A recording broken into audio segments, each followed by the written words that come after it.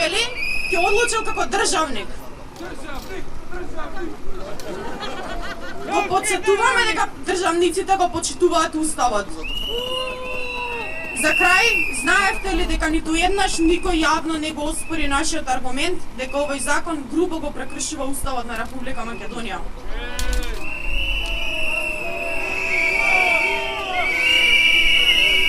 Ако законот се донесе, еве уште утре можеме да ги распуштиме универзитетите и дипломата добиваме од господинот Адеми лично, откако ќе ни постави 5 квиз прашања.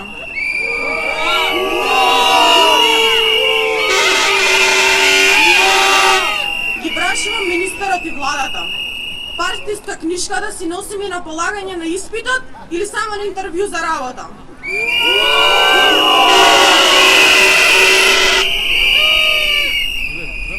Борбата на студентскиот пленум, сакале или не, доживеа трансформација. Видовме дека државниот испит покрена некои суштински прашања. Каква е таа влада која глува за 10.000 граѓани? Од кога е легитимно да се води така наречена јавна дебата, откако законот е веќе влесен во собраниска процедура, во конкретниот случај, откако веќе беше завршено првото читање?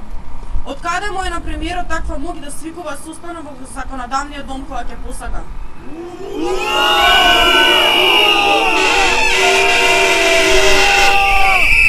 Зошто народните представници дозволија некој друг да раководи со собранието?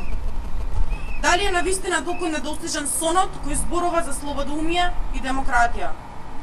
Ако се усвојат измените од дополнувањата на Законот за високото образование, студентскиот пленум ќе продолжи борбата за користење на сите можни воинституционални методи.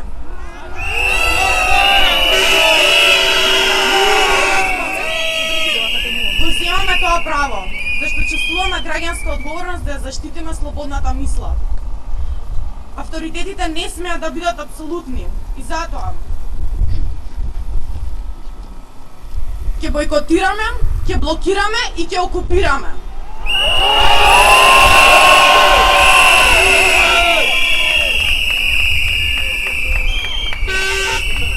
Овој протест денес е символичен.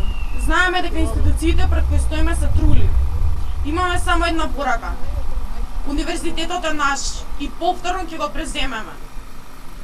Дајте да продише граѓанскиот активизам. Има живот и надвор од партија.